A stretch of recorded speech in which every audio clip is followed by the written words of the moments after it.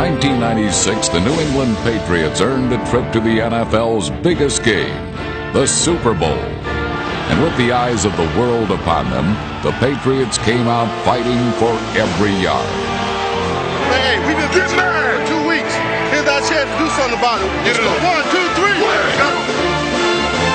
This young team of poise and promise put 21 points on the scoreboard, including touchdown passes from Drew Bledsoe to Keith Byars and Ben Coates. Play action fake, Bledsoe rolling right, looking, fires, touchdown and untouched.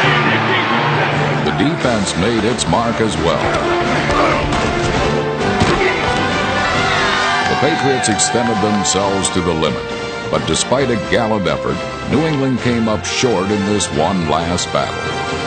Losing Super Bowl 31, however, did nothing to diminish what this team accomplished in getting there.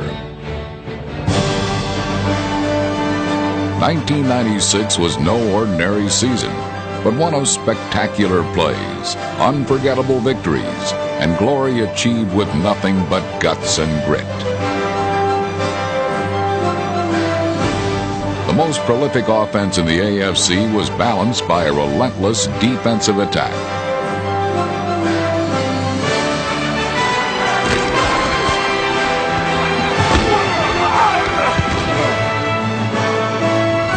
This team displayed the heart of a champion all year long, and the Patriots always stayed focused on what lay ahead.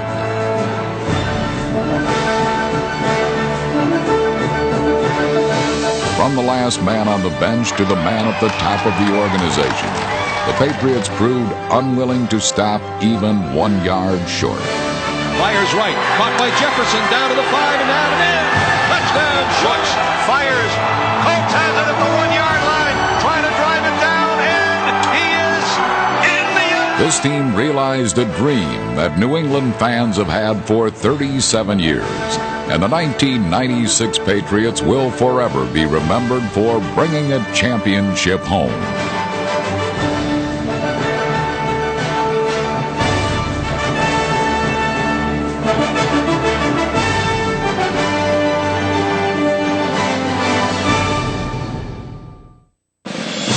Early dreams of postseason possibilities were seemingly crushed in the first 2 weeks as the Patriots got off to a disappointing start. Week 1, they fell flat in Miami. And Week 2, they fell short in Buffalo. Where was the determination, the drive needed to take this team to the top? Week 3 found the Patriots at home in front of a sold-out crowd that still had faith. But the first steps on the long road to the Super Bowl had to be taken now or never. What Foxborough fans expected, the Patriots delivered. And from start to finish, this game belonged to New England. The offense was high-flying, and the defense grounded the Cardinals with a shutout. What made the difference? We just stayed together. Everybody stayed focused. We concentrated on what we wanted to do as a team. We really knew what we wanted to do. We just had a tough time at the beginning. So I think, we all pulled together and believed in one another, and we got the job done. By the time the Patriots had finished with Arizona, New England had recorded its most decisive victory in 3 seasons. With confidence renewed, the Patriots had finally ignited their potential, and starting with Jacksonville, were ready to blaze their way through the rest of the season. We're going to start the fire today. We're going to light the fire. Let's go, baby. Let's go, baby. Hey, hey, hey, hey, hey, hey, hey.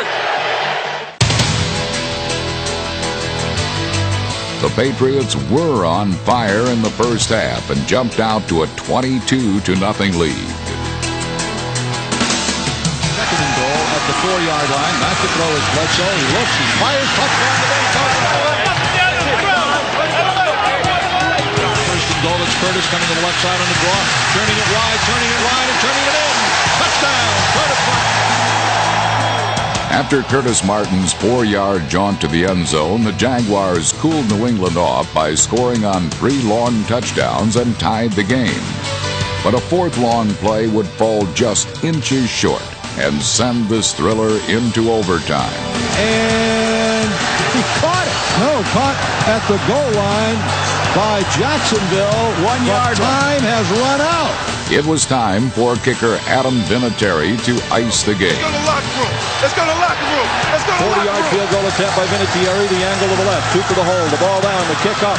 On the way. And it is good. The Patriots win. The Patriots celebrated their narrow escape, not suspecting that they would face Jacksonville again. After a week off, New England continued its winning ways, notching 3 victories in its next 4 games. The Patriots' front line in 1996 was anchored by Pro Bowler Bruce Armstrong, along with players like Max Lane, Dave Willaba, Todd Rucci, and William Roberts. Behind these mighty men, New England reached the end zone 4 times against the Ravens, which seemed to erase any lingering doubts about what the offense could do. Ever since that game, we started, executing a lot better. We started putting the ball in the end zone instead of kicking field goals, and instead of punting, we were getting the first downs we needed. So we began to gel together as an offense. Heads-up special teams play polished off the Patriots' 46-point day.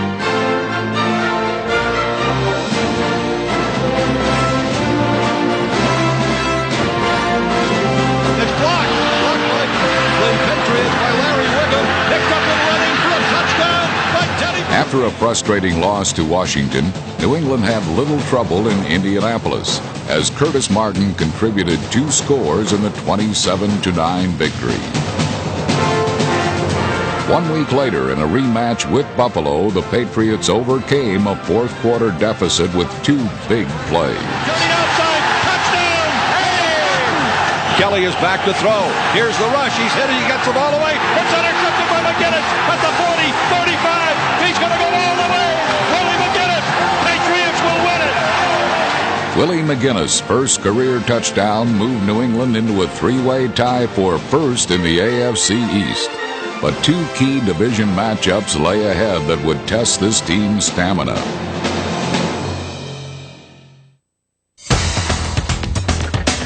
The Patriots were eager for redemption when the Dolphins came to town Week 10, and New England took its revenge in dramatic style. The Patriots overcame a 17-14 deficit with 28 second-half points, including 2 touchdown passes from Drew Bledsoe to tight end Ben Coates. He is back to throw, fires it right, completes to Coates at the 20, 25, breaks the tackle, 30, 35, 40. Ben Coates at midfield. Nobody's going to catch him. Touchdown, Ben Coates from Drew Bledsoe. Coates' definitive 84-yard score put the game out of reach. 1 week later, it was time to see if a 21-point comeback was out of the question when the Patriots found themselves down by 3 scores to the Jets. Terry Glenn's 26-yard touchdown catch right before the half gave New England life, and Drew Bledsoe led the Patriots on 4 second-half scoring drives. Ben Coates' end zone trip tied the game, but after the Jets went up again by 3, it was Keith Byers who grabbed the winning touchdown pass. Byers, touchdown to Keith Byers. Drew Bledsoe's 3rd touchdown pass of the game. With New England at 7-3, fans at Foxborough were pumped up for Denver's arrival. But the Broncos quickly and decisively deflated this team with a 34-8 knockout punch. The Patriots found themselves at a crossroads. We stunk up the joint, and it was embarrassment to the team. Each individual that was out there playing. We disappointed a lot of people. Play some defense out there.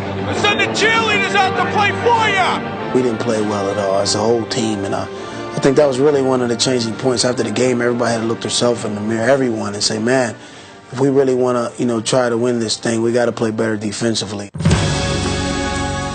Would the Denver loss shatter this team's confidence or strengthen its resolve? Would it deter the Patriots from their goal or infuse them with even more determination and drive? Just 1 week later against Indianapolis, the Patriots proved that one loss, no matter how embarrassing, would not derail their dream season. In offense, play action fake, Bledsoe, end zone, touchdown, Terry Glenn. By taking a 17-0 lead, New England controlled this game from start to finish. While the running game had been almost absent against Denver, Curtis Martin rushed over, around, and through the Colts for 141 yards and his 16th touchdown of the season.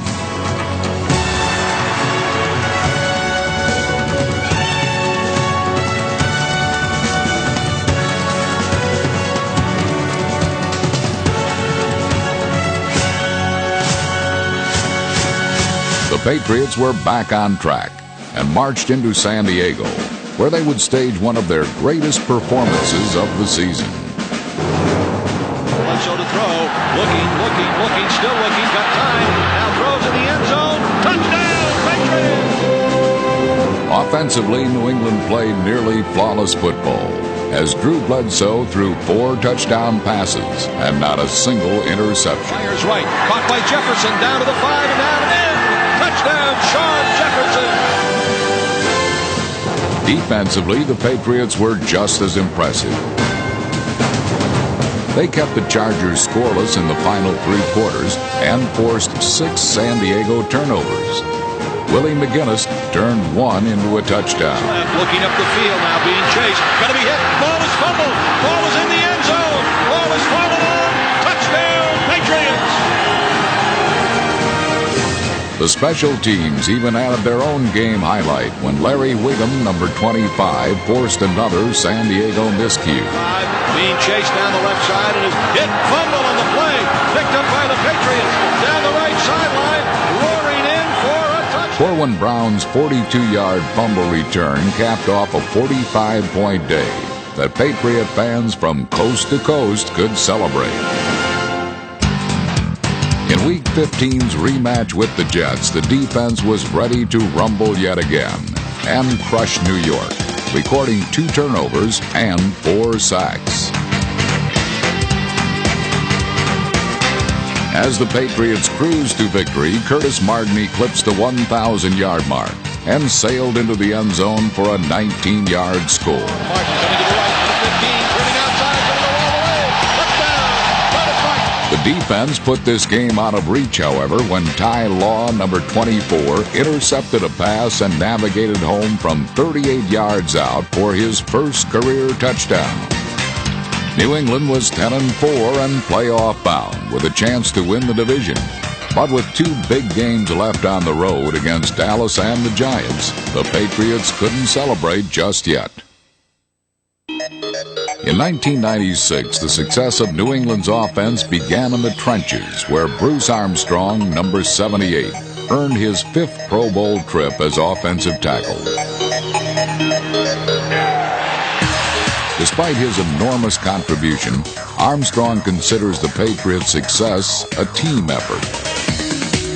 We have a good offensive line. We have great receivers, best tight end in the game, one of the best running backs in the game, and the best young quarterback. I mean, it's like we were assembled to score points. Quarterback Drew Bledsoe piloted the AFC's most prolific offense and was one of only 2 top guns to break the 4,000-yard passing mark. He led the league in pass completions and earned a Pro Bowl trip. He has the knowledge, the competitiveness, and the drive to lead this team. He's just becoming a better all-around player, and he's understanding, what it takes to be a leader and also to be a winner. Bledsoe had plenty of targets to choose from, like Sean Jefferson and number 33 Sam Gash. But his favorite go-to guy for the score was tight end Ben Coates. To the right, Ben Coates has it at the 10, at the 5, Ben Coates is in, touchdown! Making even the most difficult of grabs, number 87 earned his 3rd consecutive Pro Bowl trip, with 62 catches for nearly 700 yards, and led the team with 9 receiving touchdowns. The newest addition to the Patriots' offensive attack made a huge impact in 1996. It is caught a diving grab by Terry Glenn, and he is in! Terry Glenn took the NFL by storm and whipped up 1,132 receiving yards with 90 catches, shattering the NFL rookie reception record. A much-needed target for Bledsoe, Glenn proved to be much more. And in 1996, the Patriots notched a franchise first by matching their 1,000-yard receiver with a 1,000-yard rusher, Curtis Martin. Number 28 became just the 15th player in league history to eclipse the 1,000-yard plateau in each of his first 2 years. And in 96, the Pro Bowl-bound running back lit up the scoreboard with an AFC best 17 touchdowns. Give to Curtis Martin, up the middle inside the 10. Juking inside down to the 5. Spinning outside. Turning the corner. Touchdown! Curtis Martin. It would be a mistake to discount the contribution of special teams in 1996, highlighted in part by punter Tom Tupa, who averaged 43.5 yards to finish third among the Patriots' all-time single-season punting performances. Rookie kicker Adam Vinatieri played with poise under pressure, and his 120 points set a franchise record for first-year kickers. The star of the return game was Dave Meggett, who set a Patriots record for punt returns with 52, and finished with an average 11.3 return yards per punt. The defensive unit was the biggest surprise of the season and proved relentless in its attack on unsuspecting opponents. Featuring players like Chris Slade, Ted Johnson, Todd Collins, Mark Wheeler, Willie Clay, and Ty Law, the defense stuffed the run and pummeled opposing passers, especially in the last 6 games of the year when they held opponents to an average of just 10 points per game. Leading the team in sacks with 9.5 was Willie McGinnis, who also led the team by example by leaving his opponent shell-shocked. It was this unit's attitude and aptitude, talent and teamwork in the season's second half that made the difference for the Patriots. Showdown, baby. It's a showdown. Time for somebody else to take over the throne. It's about the New England Patriots. It ain't about nobody but us. Against the defending Super Bowl champions, the defense stepped up with one of its toughest showings of the year, sacking Troy Aikman 3 times in the first half alone. Quarterback Ty Law's 2 interceptions were key to keeping one of the league's best offenses out of the end zone. The Patriots lost a field goal battle, but they came away from Dallas with a moral victory that gave them one more reason to believe in themselves. We realized that, we can do this. We're a good team. We just have to put it together. For New England, everything seemed to come apart on their return to the Meadowlands as the Giants jumped out to a 22-0 halftime lead. It's a tough situation being down 3 touchdowns and expect to come out and win. But the guys stayed together. We believed in one another. We stayed together. Big players made big plays, and we were able to be successful. Out of sorts, but not out of options, New England battled back in the second half. And Dave Meggett made one of the biggest plays of the game, returning a punt 60 yards to bring the Patriots within 5.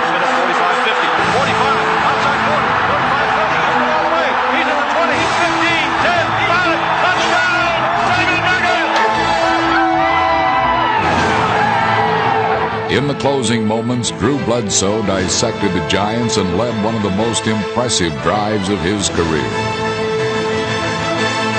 Troy Brown and Terry Glenn made 2 critical catches in the clutch.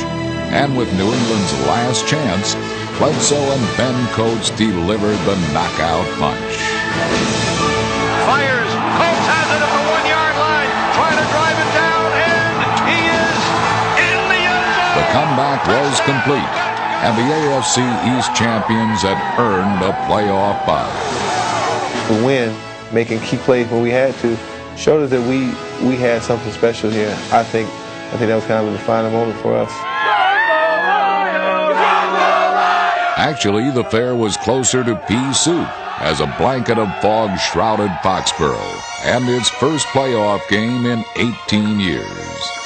The surreal setting, however, did little to dampen New England's enthusiasm.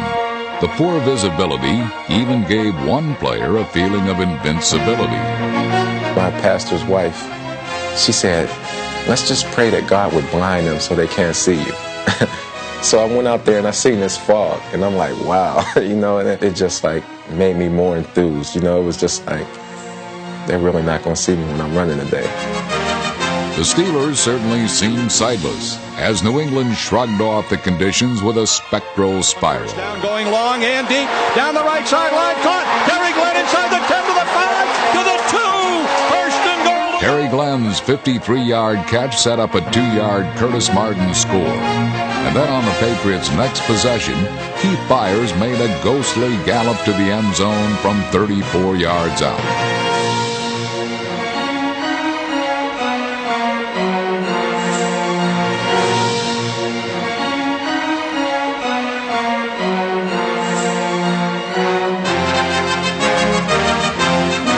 Although they led 14-0, the Patriots couldn't feel secure until the defense put up some roadblocks. The bus stops here! The bus stops here! The bus stops here! The Steelers' offense ground to a halt as the Patriots bruised and battered the defending AFC champions.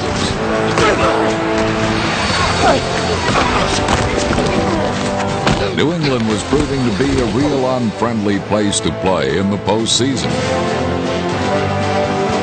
The only thing Pittsburgh did see of number 28 was his back. Pitch to Curtis Martin across the middle of the 25. At the 30-35, he's in midfield. When I broke out and seen myself in the oak, it's almost like I can hear everyone saying, "Run, Forrest, run." Curtis Martin breaks it all the way. 79 yards. Patriots. I don't think I'll ever be a part of anything like that again. Everybody was so intense, and we had never heard our crowd respond to us the way that they did in the Pittsburgh game. The Patriots fans were a big part of one of the most emotional wins in team history. And as Martin capped off a 3-touchdown day from 23 yards out, all of New England began to celebrate. The Patriots had gone from 0-2 to hosting their conference championship. AFC will win that fight! AFC will win! AFC! Watch us explode!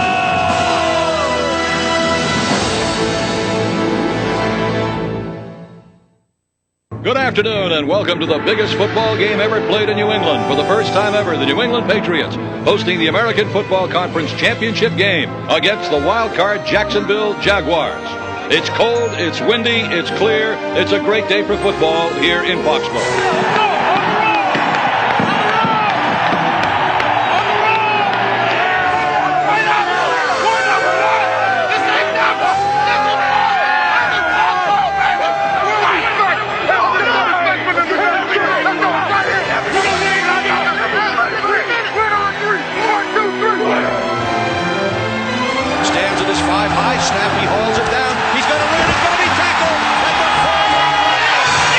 The Patriots turned the Jaguars' early miscue into their first 7 points. Bledsoe calling signals, 2nd and goal. Hand off Curtis, left side. Touchdown, Patriots! Curtis Martin, a 1-yard run. And the Patriots are on the board with a game only 2.5 minutes old. Jacksonville had been caught off guard, but keeping the upstart Jaguars in check the rest of the game wouldn't be easy. New England's defense was up to the task and held the explosive Jaguars to only 3 first-half points. On offense, however, the Patriots struggled as several promising drives were stopped short. New England did manage a field goal to lead by 7 as halftime approached, but this team seemed to have lost its momentum. To regain their edge, the Patriots needed a lift before the intermission. 2nd down and 11. Bledsoe back to throw. Giving ground. Looking. Shooting long and deep. Jefferson got it. At the 5 and down. Sean Jefferson's 38-yard play with 8 seconds left set up Adam Vinatieri for another kick and a 10-point lead. Jacksonville managed another field goal, and late in the fourth quarter, this game became a nail-biter. The Jaguars threatened to tie the score on a second and goal play from the 5. Pats lead 13-6. Brunell is back to throw. Looking, fires end zone. Intercepted by Willie Clay.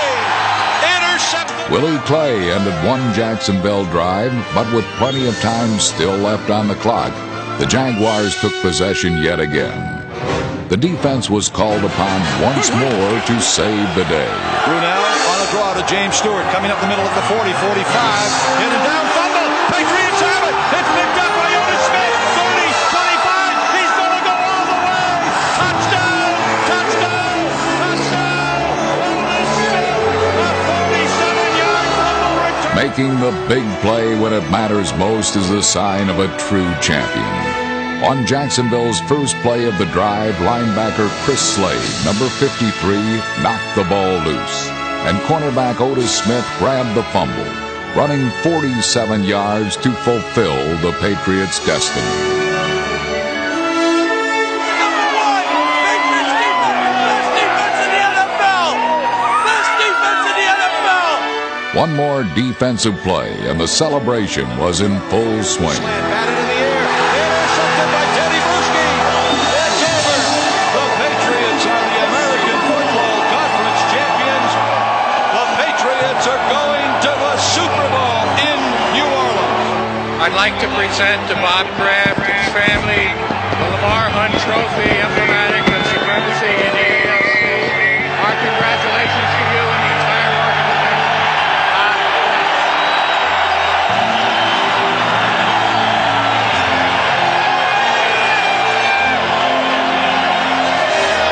This is for all the fans out here who waited 37 years.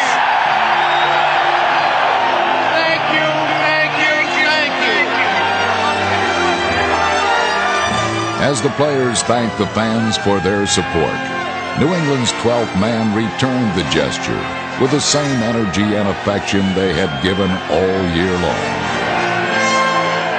It took a tremendous amount of hard work, a never-say-die attitude, and the dedication of every individual in the New England Patriots organization to make the story of the 1996 Patriots one of inspiration and success.